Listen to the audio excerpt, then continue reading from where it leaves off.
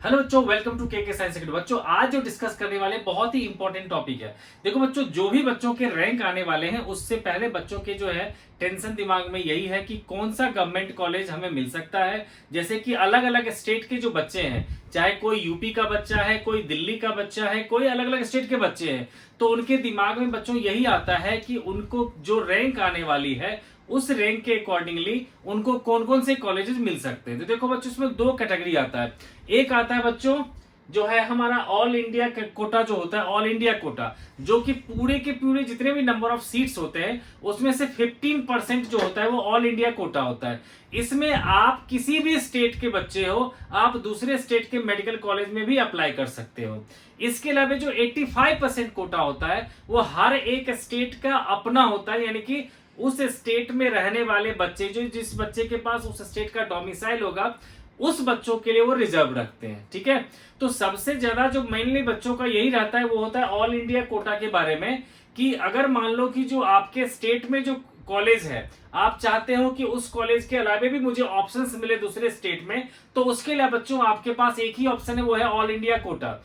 तो उस all India quota में मैं बताना चाहता हूं, जो लास्ट यानी कि 2024 में जो कट ऑफ रखा गया था अलग अलग जो मेडिकल कॉलेजेस में, वो भी एमबीबीएस के लिए, वो जो जितना रखा गया था, यानी कि मैक्सिमम जो रैंक जहां तक उन्होंने अलाउ किया था, तो उन सब की कैटेगरी में लेकर के आया हूं। तो आप लोग अलग अलग स्टेट के बच्चे जो है इस वीडियो को जरूर देखो, और जो नए हो वो इस चैनल को सब्सक्राइब कर लो बच्चों।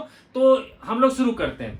देखो बच्चों, मैंने सबका रैंक यहां पर लिख दिया है। ठीक है, यानी कि अगर आपका नीट में जो रैंक आया, अगर जैसे आप दिल्ली के स्टूडेंट हो, तो अगर आप जनरल कैटेगरी से हो, ठीक है, वैसे तो आप समझ के चलो कि देखो बच्चों, यहां पर जो मैंने डाटा दिया है उसमें ओबीसी को जो है ना नहीं मेंशन कर रखा है, क्योंकि बहुत सारे जगहों पर जो डाटा डिक्लेयर किया जाता है उसमें जो अपर यूआर जो होता है हमारा अनरिजर्व कैटेगरी में ही उसमें डाल दिया जाता है, ओबीसी को भी और ईडब्ल्यूएस को भी।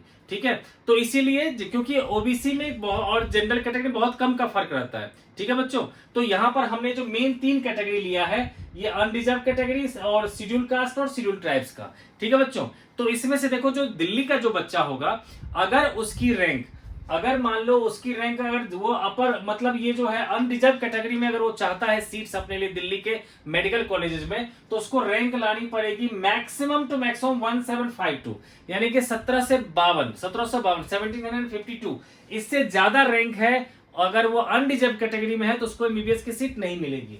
लेकिन वही शेड्यूल कास्ट वाले बच्चों के लिए एक अपॉर्चुनिटी है, वो 20,497 रैंक तक जो है उनको लास्ट ईयर मिला था एमबीबीएस की सीट।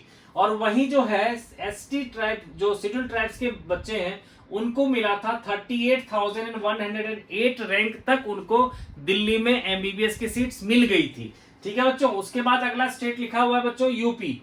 यूपी में देख सकते हो आप कि जो अगर जो अनरिजर्व कैटेगरी है अगर आपका, तो उसमें आपको मैक्सिमम रैंक जो चाहिए आपको, वो चाहिए 25,037 लास्ट ईयर के हिसाब से। ठीक है बच्चों, देखो हर साल थोड़ा बहुत चेंज होता रहता है, तो लेकिन हर साल का देखने से हमें थोड़ा आइडिया लग जाता है कि कितना रैंक लगभग हमें चाहिए होगा। ठीक है बच्चों, तो लास्ट ईयर 25,037 लास्ट गया था इसमें, इसको हम कह सकते हैं क्लोजिंग रैंक। ठीक है, फॉर जनरल कैटेगरी या अनरिजर्व कैटेगरी के लिए 25,037। वही एससी के लिए जो था बच्चों 1,27,188 तक गया था। और यहां बच्चे एसटी का मेंशन नहीं है, तो जहां पर मेंशन नहीं है वहां पर आप ये मान के चलो कि वहां पर जो है शेड्यूल ट्राइब से कोई भी बच्चा ने अप्लाई नहीं किया था उसके मेडिकल कॉलेज में, एसटी कैटेगरी में किसी बच्चे ने अप्लाई नहीं किया होगा, इसलिए वहां पर डाटा मिसिंग है आपका। क्योंकि फिर उसके बाद जो उसके जो सीट्स वैकेंट रह जाते हैं, तो उन सबको फिर से क्या किया जाता है, वो उनके पॉलिसी अकॉर्डिंग बाकी सारे ब्रांचेस में वो डिस्ट्रीब्यूट कर देते हैं। ठीक है बच्चों, जो कि उनके कारण वैकेंट रह जाते हैं, इसलिए इसकी कोई डाटा नहीं दे रखी है। ठीक है बच्चे, अब थर्ड कैटेगरी है बच्चे हमारा, ये है बिहार। तो बिहार में बच्चे अगर अनरिजर्व कैटेगरी में से आते हैं आप, तो आप मैक्सिमम जो आपका क्लोजिंग रैंक है वो 18,499, इतने में आपको मिल सकता है एमबीबीएस। अगर इससे ज्यादा रैंक आपका आ गया है, ठीक है, तब बच्चों आपको नहीं मिलेगा। वहीं एससी कैटेगरी के बच्चों को 1,34,173 तक जो है एमबीबीएस मिल सकता है। वहीं एसटी कैटेगरी का देख लो बच्चों, तो 1,59,542 तक जो है आपको मिल सकता है यहां पर। ठीक है बच्चों, तो ये तो हो गया बच्चों जो कि मैंने कहा 2024 के हिसाब से ही बता रहा हूँ इस सब का सब, ताकि आपको आइडिया लग सके।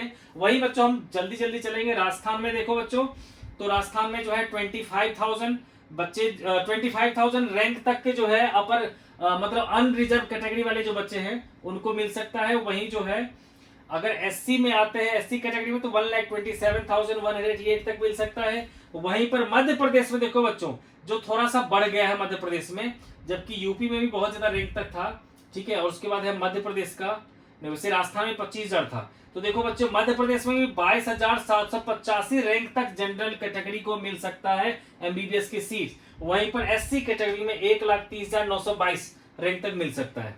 वही बच्चे वेस्ट बंगाल की बात करेंगे तो 25,037, और उसके अलावा जो है 1,27,188 तक मिलेगा शेड्यूल कास्ट वालों को, यहाँ पर रैंक मिल सकता है, ठीक है बच्चों। तो हम कुछ और स्टेट का एक बार और हम लोग जो है देख लेते हैं।